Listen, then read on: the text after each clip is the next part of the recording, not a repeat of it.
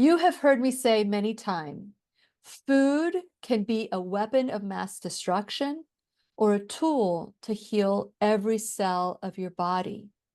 But what if I told you that your kitchen can be your pharmacy? What if I said to you that there's certain foods or maybe even herbs in your kitchen that can help you heal your body? I know that when I have a sore throat, I'm really quick to grab some garlic, cut it up, and put it in my teeth and suck on it. As soon as it gets really soft, I chew it and I swallow it. Now, there are some side effects to sucking on garlic, and some are good and some are bad. The good thing is that there are no vampires around you while you're sucking on garlic, but you do have to apologize for your breath to the people you love. But let me tell you, the next day or that afternoon, your sore throat is gone. That's what I love about food. And we haven't even tapped into the benefits that heal us, of foods that heal us. So today, I am so excited because we get to speak with health coach, author, Andrea Beaman, who's been a regular in the classroom for many, many years. And so today she's going to share with us about the culinary herbs that will help us get better and heal. And when you need a friend, you can count on me. I'll be right here waiting for you. Hi, my name is Lillian McDermott, and I am a certified life coach and certified holistic cancer coach, and the host of the Lillian McDermott radio show, Classroom. If this is your first time tuning into the classroom, please know I've been waiting for you. This is a safe place where you can go when you need a friend. It is my commitment to provide natural ways to heal, and it is my mission to make awareness, responsibility, and truth a part of our everyday life. And I hope you, my listening, as well as my viewing friend, will feel empowered to embrace a new truth and live the life of your dreams. Well, as I said, Andrea Beaman, I'd always want to call her Dr. Beaman, but she is a certified health coach and she's been doing this for a long time. And as usual, it all started from her own healing crisis. And so I'm always excited to hear what she has to say, and I know you will too. And since it is our sole purpose in life to give and receive love and knowledge, I am grateful that my friend Andrea Beaman is here to do just that. Welcome back to the classroom. It's been a while. I know it has been a while. I love coming back to your classroom. And I love having you here. Share a little bit about what's going on with you. And it's been probably about maybe 10 or so months that you've been on. So let's talk a little bit about any updates that are going on with you and maybe share a little bit about your background for people that have never met you. Oh, well, people that have never met me, you're in for a surprise. I'd say. I love health and wellness, and I got into health and wellness from sickness. Like most people, they get sick and they try every medical thing that they can think of and nothing seems to work and they keep getting sick and sick and sick. And for me it was thyroid disease. And when I got diagnosed with my condition, the doctor said, you need to take this medication for the rest of your life and destroy your thyroid. And I was like, I don't know, that sounds too traumatic. I don't want to destroy any part of my body. So I changed my diet and my lifestyle. And that was almost 30 years ago. And I've been teaching health and wellness ever since. And the more I learn about health and wellness, the more I want to share, because we have no idea, because we haven't been taught, right? People, if they had a schoolroom like your classroom, right? If they had this when they were growing up, then there would be more wellness instead of sickness. Like we're surrounded by sickness all over the place. And one of the things that interest me the most is where I got started with my own healing, and that was in my kitchen, right? Learning about food, using food as medicine. I mean, we all know the saying by Hippocrates, let food be thy medicine and medicine be thy food, right? So unfortunately, that has been lost in modern medicine. It sure But has. it sure has, right? But thankfully, There are people that are bringing forward all of these traditional, real traditional and classical remedies that will help you feel well. So for me, healing it starts first in the kitchen, in your very own home. And everybody has access to a kitchen. I mean, really, like every apartment, every house, we all have access to a kitchen. And when I was first learning about health and wellness, there was a teacher named George Osawa, who's long gone. He was like the founder of macrobiotics. And he said, the most important person in the house is the one who is cooking the meals. Now, today, we think of the what person who's cooking the meals. It's really not the most important person in the house, right? We're like, okay, who's bringing home the bacon, right? But what George Osawa said was the person that is in control of the food supply is directly responsible for the health of the family. Directly responsible. So if we look back at our grandmothers and our mothers and what they had in the kitchen cooking on the stove, that was either going to harm you or heal you, right? And we have a lot of power over that. So if I were to tell you something as simple as if you get a cough, you can go into your culinary cabinet, your spice cabinet, and you could get some thyme, the herb thyme, and you could put it into a tea, like a teaspoon of thyme, and throw some honey and some lemon in there. It's naturally going to help resolve the cough. And some people will be like, no, not thyme, kitchen thyme, right? When I had COVID back in 2020, we used all of the remedies in our kitchen to help me and my husband get through it fairly quickly and fairly easily. And part of it was using cayenne pepper. You said something really interesting. You said, oh, when I feel a cold coming on, I'll pop a little clove of garlic. Sore throat. Yeah. Yeah. Right? Or pop a little because it's antibacterial, it's antifungal, it boosts the immune system, it's naturally diaphoretic, right? It helps you to open up the pores and sweat. So we have a lot of medicine at our fingertips, but we're not, I don't want to say programmed. We haven't been taught that we Yes. have medicine right in the kitchen. We're taught that medicine comes from the pharmacy. We're taught that medicine is at the hospital.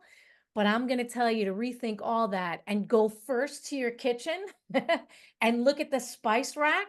And that's where the medicine is initially, right? Something comes on and you want to nip it in the bud before you have to get to the hospital, then you go right to the kitchen cabinet. So I had a neighbor, she was 88 years old. And I was teaching in one of my classes, this was years ago, and I was talking about the benefits of cayenne pepper and how it Mhm. thins the mucus. Like if you're congested and you can't breathe out of your nose, it'll literally thin the mucus and help you breathe. It's also rich in vitamin C and capsaicin, right? Which opens up the capillaries and makes the circulation move. And she came up to me at the end of the class and she said, my grandmother told me that if my feet are cold, to put cayenne pepper into my socks before I go to bed at night. And I said, did it work? And she said, yeah, I still use it to this day. And she was 88 years old. And she said that her feet never get cold, because elders have a tendency to get cold. She was 88, still putting cayenne pepper into her socks during the winter time to keep her feet warm. Wonder what her shoes smell like. Yum.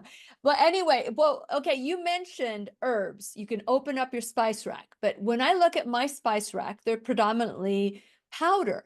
So, are you looking at your spice rack with the actual, because I have basil in my garden. I have well, the oregano, I just cannot get oregano to work really well, but I know oregano is really good. But Really good. which one are you talking about? Are you talking about the powdered, organic powdered herbs, or are you talking about the actual plant? Both. Okay. So in order to keep our herbs and spices from going bad, right? Mhm. Because like if you take your basil out of the garden, how long is it going to last? Not very long. Not very long. You have to use it very quickly. But if you dry that basil, right, which is what herbs and spices were originally, they would take the herbs and spices, they would dry them and then grind them up or turn them into little tiny leaves, right? They keep for much longer, 9 months to a year.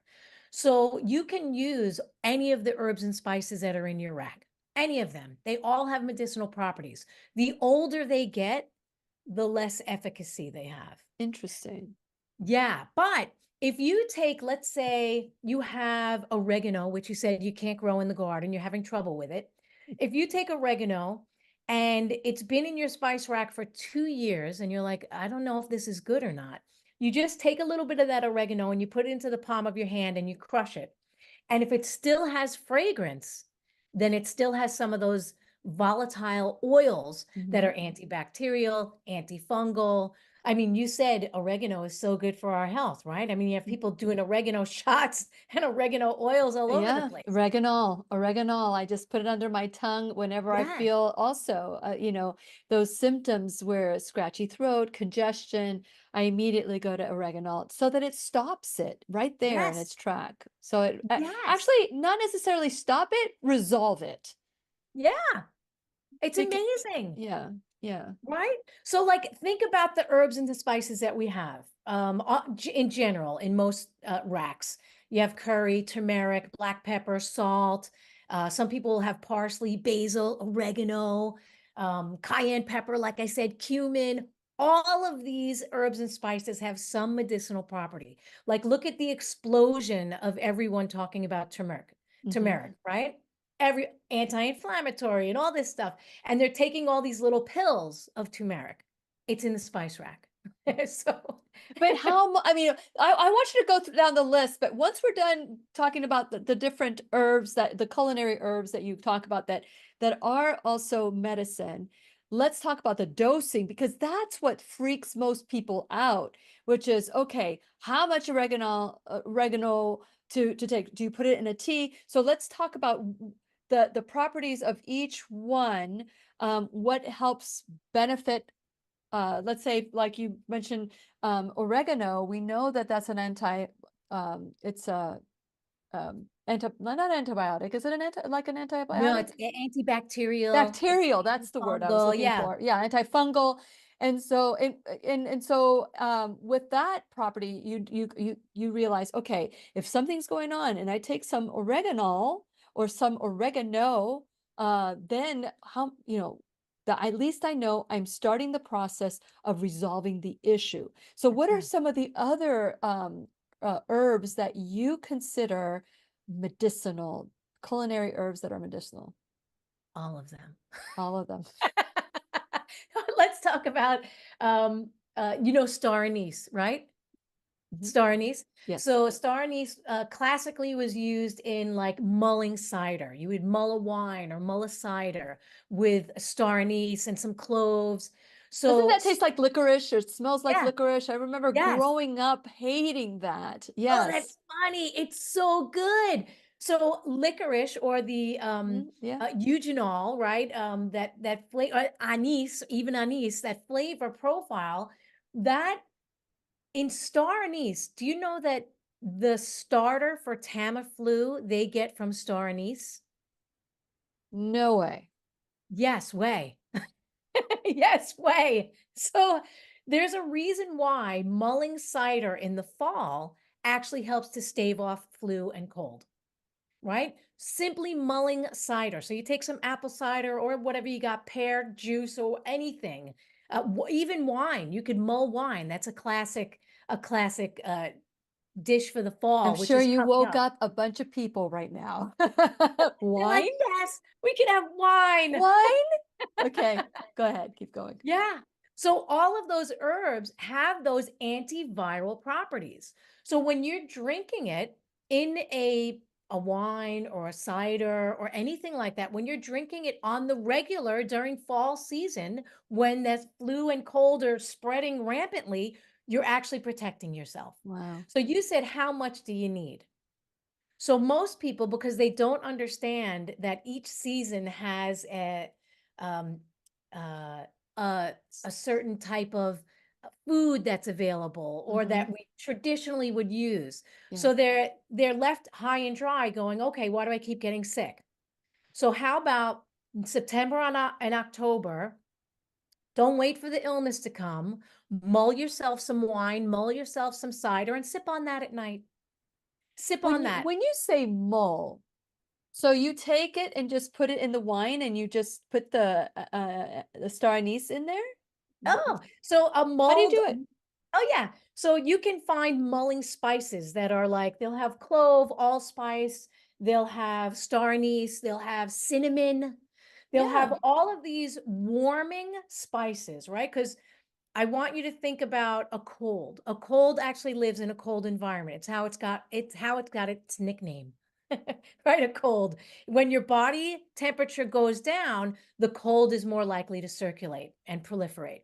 So all of these warming spices, when you put into a classic mulled wine or a mulled um, cider, you're warming it up. So you take I don't know, you take a quart of wine or a quart of cider or any kind of juice that you like, and you throw your spices in and you gently bring it up to a simmer for about 20, 25 minutes, maybe 30 minutes. And all of those constituents, those healing constituents, are going to go into the liquid and you're going to sip on that. That's what a mulled cider is or a mulled wine. You're actually warming it up with these spices that are very warming, Very right? good. There are S- some German wines. I was given a German wine one year that you had to heat it up in order to drink it. It was a white wine, and I never heard of that, of such a thing. That's But interesting. interesting that you would talk about that, that is something that you can do to improve your Yeah. health by Yeah. putting in the. Totally. Like they're gearing up now for the next thing, the next virus that they're going to sweep across the world, right? Mhm. So if you because people have a tendency to be afraid, right? They listen to the news, they watch what's going on, they're like, "Oh, this is coming, that's coming," right? Immediately it's going to tank their immune system. But Yes. if they're like, "I got medicine in my kitchen. Mhm. I know that September and October are the hot months for flu and cold to start to come into our environment. What if I just made myself a little mulled wine or a little mulled cider and I sipped on that at night or during the day, or if you're feeling cold? A lot of people, right before they get sick, they'll say, "Oh, I'm just feeling kind of chilled." Right before the sickness comes, and then they go down for the count for 7 days, and right, they're, like, scrambling, "What do I do? Do I get" And then they say, I told you I was not feeling well. I'm like, okay, don't tell me that. Do something about it, right? Yes, as soon as the body gives you that indicator, or Yeah. don't even wait for the indicator. Say, Yes. "Okay, this season is coming, whatever it is. I'm gonna put some of the warming spices that are right in my, herb cabinet, my culinary spices and herbs. I'm gonna put them to good use, because otherwise they're gonna sit there for a year or 2." Right? People will buy something, and then they never use it again, Yes.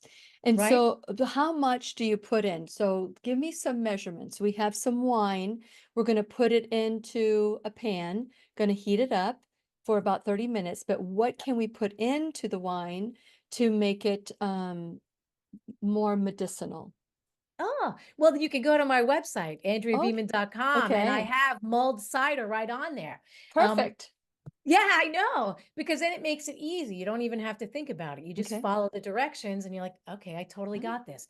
yeah. But if you happen to have, like I would do a quarter cup, right? A quarter cup of the spices, just Hmm. throw it in. But if you don't have mulling spices together, just grab some cloves, grab star anise, grab some cinnamon, right? If you have allspice, throw that in as well. So all of these are going to warm up the system. They're gonna Powder or even crushed. Yeah, either It doesn't way, matter which one. It still has the medicinal value. it still has the medicinal value. Like I said, if you put it onto your palm, let's say you have an old oregano and you're like, "I wanna know if this is still good." If you put it onto your palm and you crush it and it doesn't have any odor or aroma, Throw it away. throw it away. But generally, those dried herbs and spices are good for like a year, 18 months. Sometimes they can go 2 years if they're kept completely closed. Um, and, like people are talking about, give me an anti-inflammatory diet. I need an anti-inflammatory diet, right? Mhm. That's the big one. And then you have turmeric popping out all over the place. People are taking turmeric this and turmeric that and curry powder.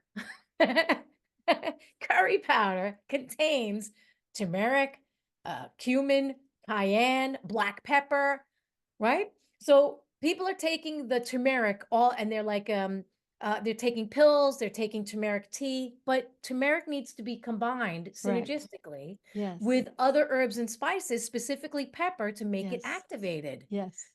So nobody would ever think to put pepper into a cup of turmeric tea. And I wouldn't suggest that you have a cup of turmeric tea. Instead, make a curried rice dish, and that's where you put all your spices in. Make a curried cauliflower, right? Where you take a head of cauliflower and you throw your curry powder on there and your salt and pepper, you throw it into the oven. That's anti-inflammatory. You're getting those constituents internally, right? With food.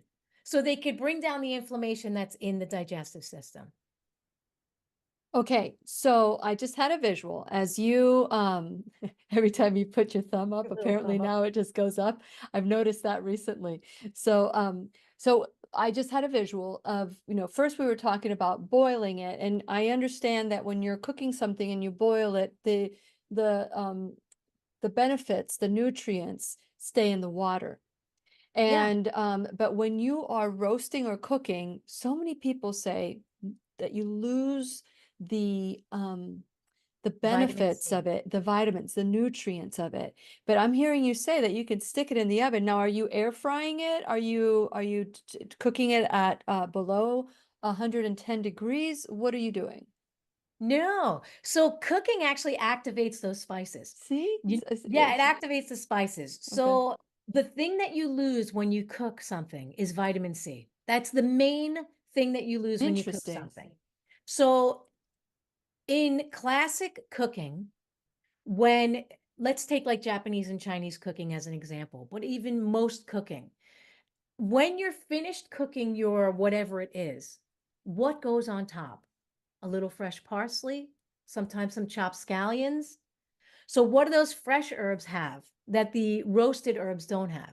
They have vitamin C, Mm, right? So, interesting. interesting. And another thing, like if you think about chicken soup, right? Or something like that. It has all this garlic, it has all this stuff in there that's really good for you. But oftentimes, some people will put a squeeze of lemon into the chicken soup because what is the lemon? At the end, when it's done cooking, vitamin C, Oh. right? Or they'll put chopped up herbs on top of the soup when it's done, parsley, vitamin C. So you're going to lose stuff when you cook, but you're also going to gain stuff, Mm, right? interesting. So that's Okay. something to keep in mind. So with the cauliflower, will you lose? So you're saying that I'm not talking about the herbs, but with the cauliflower, there are nutrients in the cauliflower. So when we're cooking it and we're baking it or whatever, you're saying baking, right? Or Baking or cooking or stewing, do you put like, any olive oil or any oil on it? Or do you keep the yes. oil out? Okay, what else do No, you I put do on it? use oil because oil makes everything taste more delicious. But Don't tell that to Dr. Furman. but I don't roast with olive oil above 400 degrees, Okay. right? So all of our oils have a smoke point. I would never cook with flax oil because it has a very low smoke point. And yet, when I go to the health food store, I'll see flax crackers, right? I'll see all these flax things that are created with flax and flax oil. And I'm like, doesn't make any sense because once it goes above a certain smoke point, it becomes rancid and it's oxidized and it's no longer healthy. But olive oil has a smoke point of 375 to 410, right? So Mm. you can safely go in that window and not oxidize your olive oil. There are lots of oils that have high smoke points, and there are oils that have medium smoke points. So you always have to check the smoke point. Another oil that has a high smoke point, Avocado? peanut oil. Peanut? Oh, I thought you were going to Peanut. say avocado. Oh, Okay. avocado too has a Yeah. high smoke point, right? So these would be your preferred cooking oils, but don't go over 425 or whatever it is. It says what the smoke point is. Like a an olive oil, an extra virgin olive oil, first pressed without any sediment, is going to be your best oil for a salad, Hmm. right? Because it's a little more delicate, it's a little more fragile. But another type of olive oil is just plain olive oil, not extra virgin, has a higher smoke point. right? So when you're looking at cooking, be conscious of those smoke points in the oils, because you could take any healthy food and make it unhealthy with the way that Correct. you cook it. You know, like I could take cauliflower and I could deep fry it. Right? Then where are the benefits of the cauliflower? Right? My body's going to be trying to process all of that rancid oil. So it's almost like it's negative. I'm in the negative zone now, negative health. Yeah. So, I'm a fan of using both raw and cooked at certain times. Like Yeah. in the summertime, this is the best time for raw foods, the best. Raw fruits, raw vegetables, salads at the wazoo. Like peaches are coming in and watermelons all over the place. This is the best time of the year for that. But as you move into the cooler months, if you live in a temperate climate, as the weather dips down, you got to warm it up a little bit. Otherwise, if the system gets cold, again, you're going to be more susceptible to flu, cold, every virus that's circulating, because it's always circulating, Mhm. especially now with the never-ending viruses bouncing all over the place, I know. because people's immunity is nowhere to be found on some people. So you're going to have always these circulating viruses coming back and forth all the time. We've had them for a long time, and that's not going to stop, you know. So you have to learn how to protect yourself. How do you Yeah, protect? you're right. It's not going to stop. We've just become more fearful because that's what we've been programmed to be. And so that's what's so sad about the whole thing. It's the same thing. And of course the media, Mm. since and not I don't want to disrespect anyone who lost a life due to COVID. I truly want to, whenever somebody has lost somebody, they get very defensive over it. And I want to say that we also need to understand the practices and the protocols that were established that killed people more than the virus. And so that's the hard part, because we cannot fathom anyone doing that to our loved ones. And that's the scary part, is Yeah. what the medical system did to make things worse. That's just, I don't know if I said this eloquently enough where I won't get zinged, but here's that is the truth that I know and Yep. researched as well. So I know that you have Yep. too, knowing that you live in New York, you probably had the worst part of it, didn't you? In New Oh, York. it was pretty bad. It was pretty bad, and like the amount of fear that was going around was the virus. The fear was being passed around quicker than anything. Yes, Uh, and and it was amazing to me. I don't watch the news. I don't listen to the neither do news I. because I Yeah. know that it's unhealthy. It's Hmm. unhealthy for your soul, for your Yes. mind, for your everything. Yes. But what I saw happening was unbelievable back in 2020, and it continued for years, Hmm. and still, like, it's 2024 now, and I still see people walking around with masks on, and I'm like, that's emotional and mental damage, I Correct. think, that was done to people. Yes. Um, and it's very, very sad. It's very Well, sad. well, fear will trump any herb Yep. that we consume, because it does it decreases our immune system. And I mean, anger 5 minutes of anger decreases our immune system by 8 hours. And when you Yeah. think about it, who's angry for 5 minutes? Some people are angry for years. And Yes. so we really have to look at what we're doing to ourselves. And that's why I love what I do so much. And I will Mm. tell you a little secret. When I start feeling a tingly throat or congestion, or if I'm around people that are sick, just this last weekend, we were around people that had still positive COVID, but had been 2 weeks and they were still positive COVID. And they felt, okay, well, I'm not contagious anymore. I'm going to come over without telling you that I had. So everybody was sneezing and coughing, and as soon as I went to the bathroom, put in some oregano in my mouth, and I didn't allow my mind to capture me, to hold Mm. me hostage. What I said was, I'm so grateful that my body is a healing machine, and that my body right now is fighting whatever, or is embracing and and stopping whatever it is that, or um, just taking care of whatever it is that could possibly have happened to me. And so that mindset is so important, and I encourage all of you to truly believe that, because I have so many people, Andrea, that say to me, "Well, I knew I'd get sick." Okay, well, They if you brought knew it in. it, it's a fulfilling prophecy. That's You're right. right. You're right. But we want to be right about everything, even getting Mm, sick. So I just mm, want to encourage people, when you talk about fear, that will trump any beneficial foods that we are putting in our body. Even if you're eating food and you're that's upset about something, that's not going to heal your body or bless your body as much as if you're eating it in a peaceful environment or peacefully. What would you like to say about that?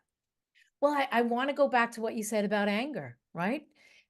Because you're 100% right that anger will also tank your immunity and not make you feel good. And there's a great saying, I think it was the Buddha, I'm not sure. He said, if you hold on to anger towards someone else, it's like holding a coal, hot coal, Yeah, you're the one that gets burned. that's right. Right? So we have to look at ourselves as these beacons of love, light, happiness.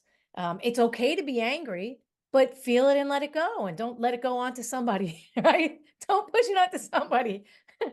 Right? So we have all of these emotions that circulate as well. We get the fear that circulates, we got the anger, we have all this stuff, but it's all here, right? We can choose to hold on to the fear. We can choose to hold on to the anger, but it's only going to negatively impact us. It's not going to impact anybody outside of us, right? Mhm. So it's so important, be and when I was first learning about health and wellness, one of the things that I remember, this teacher, Carrie, she said, when you get up to cook, when you're at the board and you're chopping, you have to be very conscious of your thoughts. Yes. Very Yes. conscious of your thoughts, because your thoughts will be infused into the food that you're Isn't making. that amazing, though? Isn't that amazing? Yes. So if I'm at the chopping board and I have the best food in the world, but I am afraid of what's happening, then I'm infusing that fear that I'm going to absorb back into my system, because everything is energy. Food is energy, emotions are energy, thoughts are energy, everything is energy. So what are we creating in our world? Are we at the board chopping and thinking terrible things? Right? Or are we at the board going, this meal's gonna nourish me. It's gonna be awesome. I'm gonna feed my family, right? What it's like grandma's chicken soup, Yes. right? When she was Made with cooking, love. made with love. Yes, it'll never be on the ingredient list, but it's in there. I have a plaque in my kitchen that I wrote out. It's like a little chalkboard, and it says, "My secret ingredient is love." Love Yeah. is in every ingredient, everything that I do. And you as a chef, I'm sure that you hear things like that and you pipe into it, because it's something that's in your DNA to Yep. feed people with love. I mean, as a Hispanic woman, love, the kitchen was the center of our home.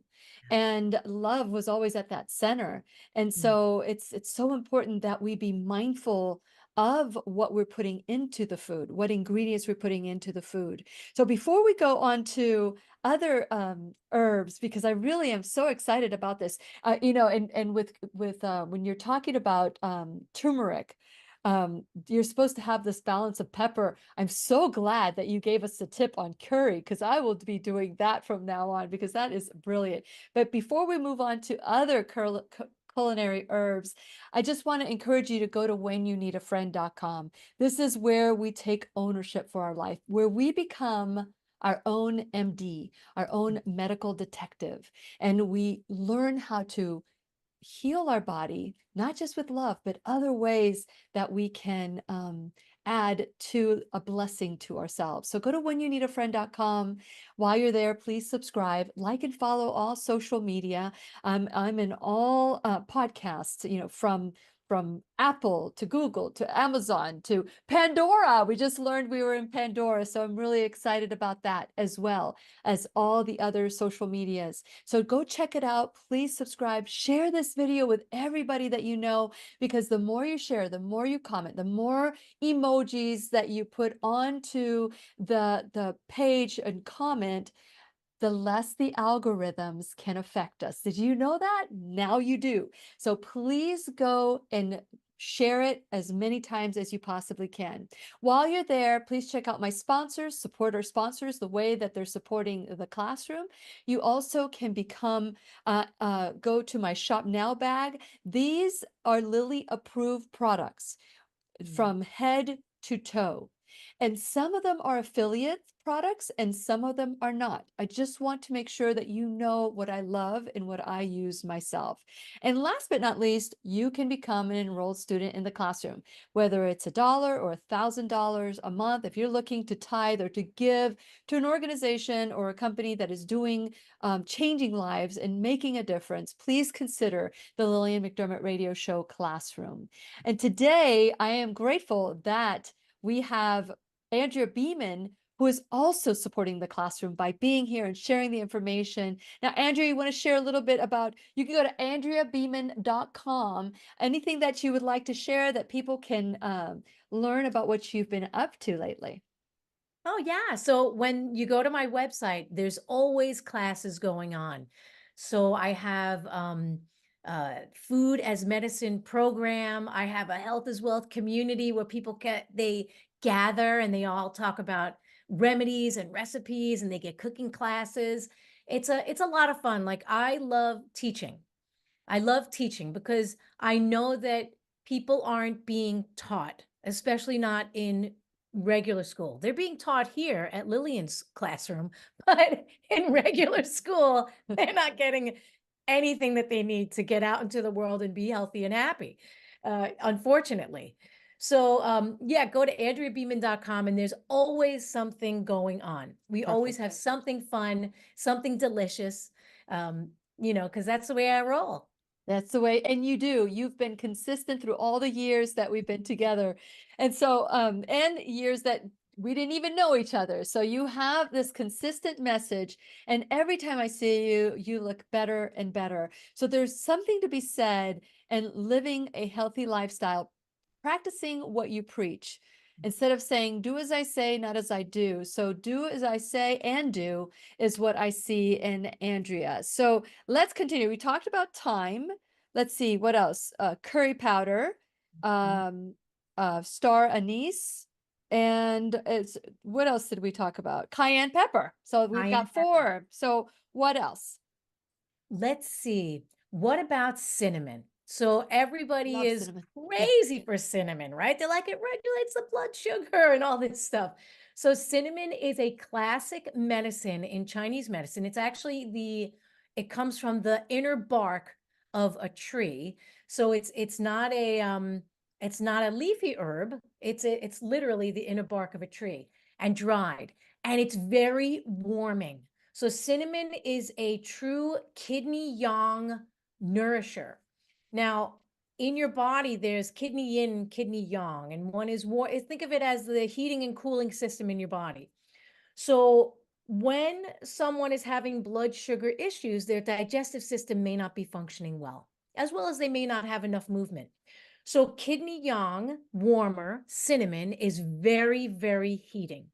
If you were to take cinnamon and put it on your tongue, you'd be surprised at how spicy and hot it is.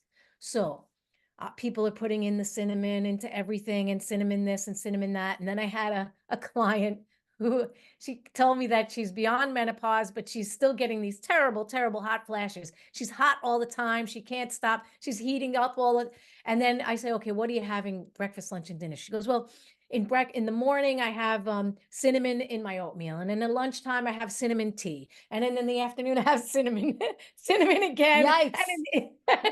Right? So this is a very, very warming spice. So she wasn't actually having hot flashes. She was burning up her fluids with all of that cinnamon because it's very heating and very warming. So just as food can heal us, we have to also be conscious that we can overdo it. right? So I love cinnamon. I think that there's a reason why cinnamon was traditionally added to desserts. So, right? In your cookies, in your cakes, right? Cinnamon was Yes. added into that. Yeah. And, you know, what we find today is that cinnamon helps to regulate the blood sugar, but it's not so much a blood sugar regulator as it is a digestive warmer. So it moves food and things through your system a little bit quicker, a little bit easier. It's bringing heat into the digestive system. So cinnamon is another one of my favorites, but you got to be careful with it. Don't have it for breakfast, lunch, and dinner.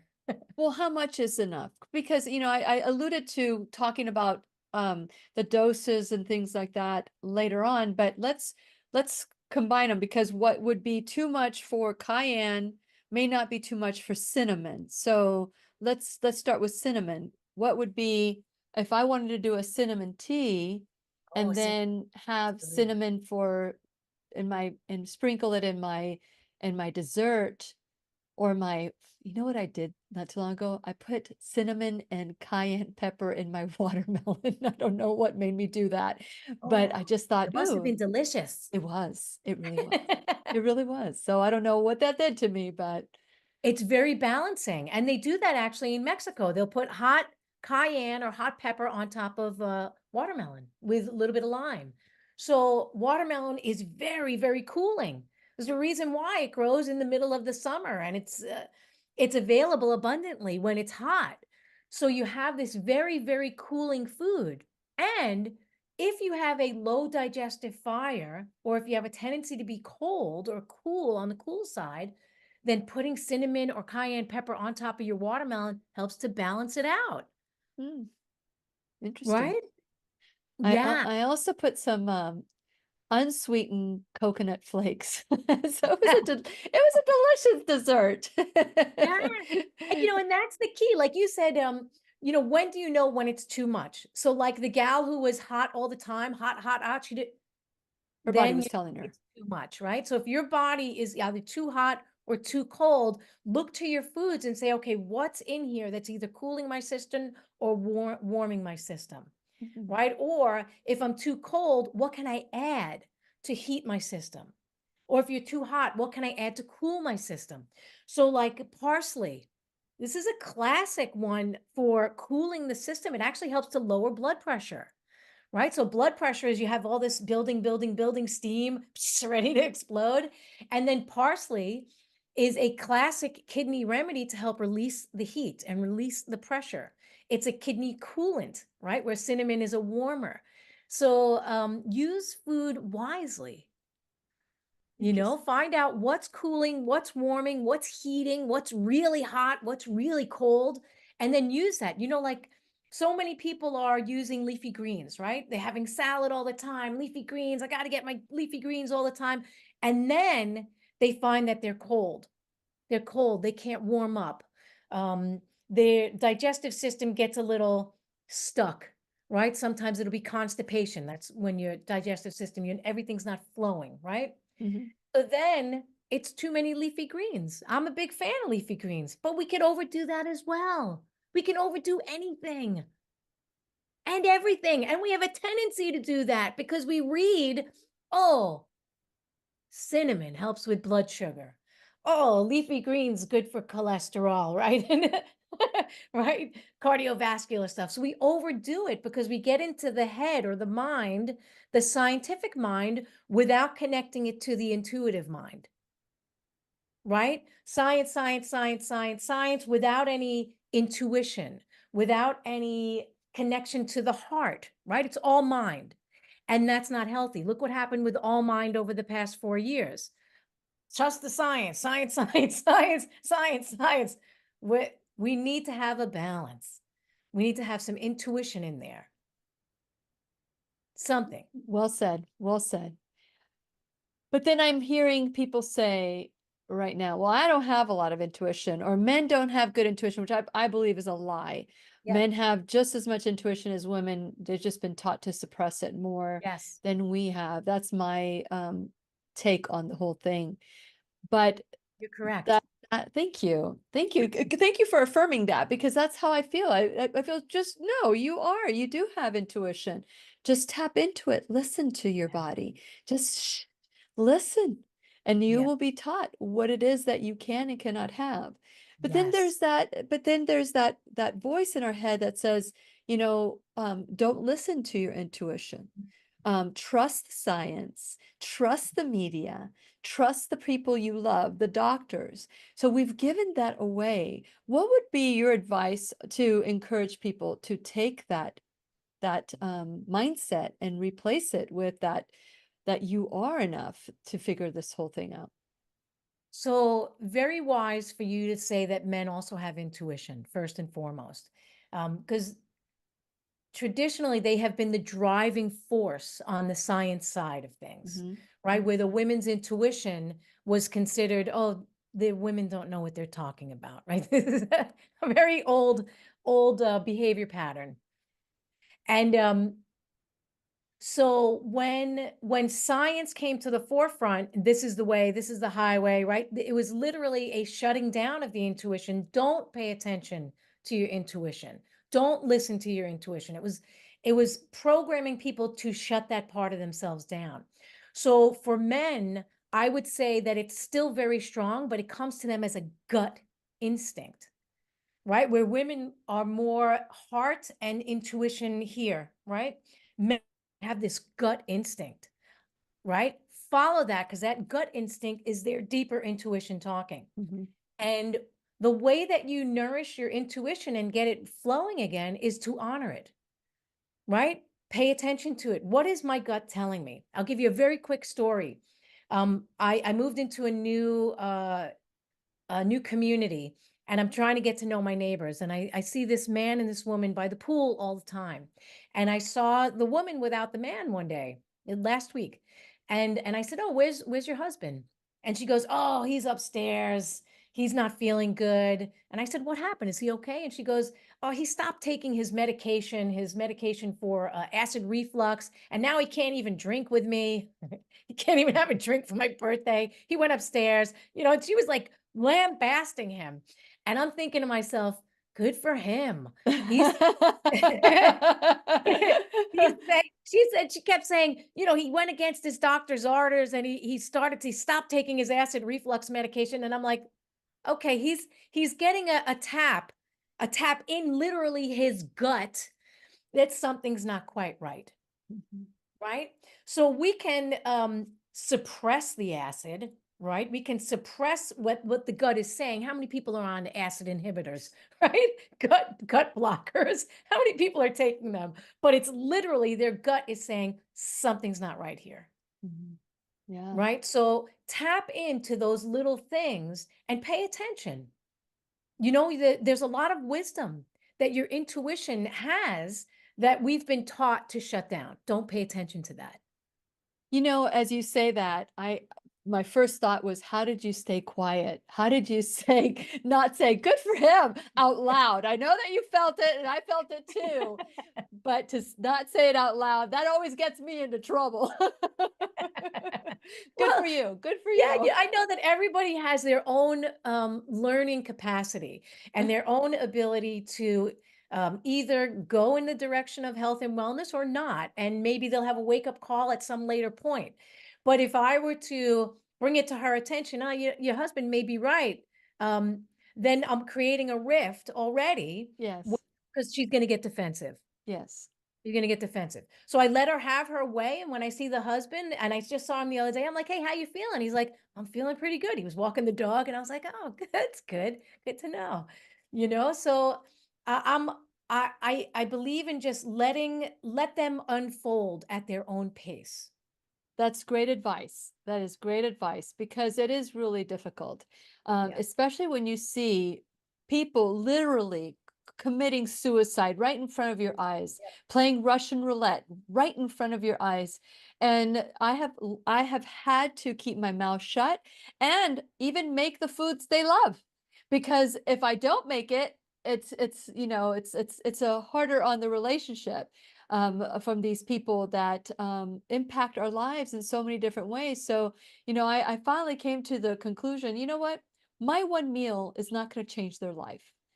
And so I'm not gonna, I'm just gonna, if that's what they want to eat, I'm gonna make that for them. But at the same time, I try to make it healthier than they would make it. And it would cost so much money. I went, screw it. I'm just gonna give them what they want. Just let them have it. This is what they want. Let them have it. Yeah, But and you make it with love. and I make it with lots of love. Yeah. And not only that, I also bring my own food, and they always want to try it, and they always love it. But for some reason, they want the old thing. So we have a very dysfunctional relationship with food. To be able to go into our kitchen and say, this is a pharmaceutical. This is Yes. right here, the start of a pharmaceutical. When you said that Tamiflu started with star anise, that made me take notes, because you cannot recreate what God created. You just cannot do it without a side effect. So Yeah. what are some of the other things, Andrea, that you would say? Because we've got parsley was the last one that you mentioned. Is there anything else? Because I want to capture as many of these pearls as you have. Well, I mean, you got an entire spice rack there. Yes, yes. But which one are the top ones, the must-haves? Oh, as a chef, I think that all your kitchen culinary spices and herbs, use all of them as often as possible. So, like you had said initially, how much? How much? And I say every day use some type of herb or spice in your food, because you're preventatively protecting yourself. Right? You're putting this stuff into your food, and it's having a physical reaction inside your body without you even doing anything. So, uh, you know, I mean, cayenne, cumin, even the herbs that you may not think, the herbs and spices you may not think do anything, they actually do something. Basil, you had talked about basil earlier, right? I love basil. Basil naturally lifts the moods, Mm. lifts the spirits, right? Another thing about rosemary, we didn't Oh, even talk about love rosemary. rosemary. Let's talk about it real quick. We got about 4 minutes. Let's do it. Rosemary is in the German pharmacopoeia as a circulatory stimulant, and they use it as heart medicine, right? So this is medicine that they know. It's an herb that is in everybody's kitchen, rosemary, and it's actually supportive to the heart and to the mind, to the entire circulatory system, and the cardiovascular system. So for people that are struggling with, I can't remember this thing, I can't remember that, I heard that today. increase, yes, Yeah. increase the amount of rosemary. So I'll give you a great example. Back in medieval times, the brides, the wreath that they used to wear around the head, it was made of rosemary, Mm. right? And maybe that was so they would remember who their husband was. I don't know. This is who you're marrying. But also, when you would go to visit someone at their house, you were given a sprig of rosemary when you left as a gift of remembrance, right? So rosemary is known as the remembrance herb. Mm. So for people that are suffering with cognitive decline, or they're just, where did I put my keys? What, right? It's boosting circulation to the brain, to the cardiovascular system. It's a good one. Put it into your food, chop it up, put it into your roasts when you're You can put it having on them. tea as well. You can have a Yes, rosemary tea. yes, rosemary tea is great. They should give it to elders in the old age homes. It would really help. A little bit of honey in your rosemary. Oh, come on. Forget about it. Forget about it. What else? What else can you give me? Let's see.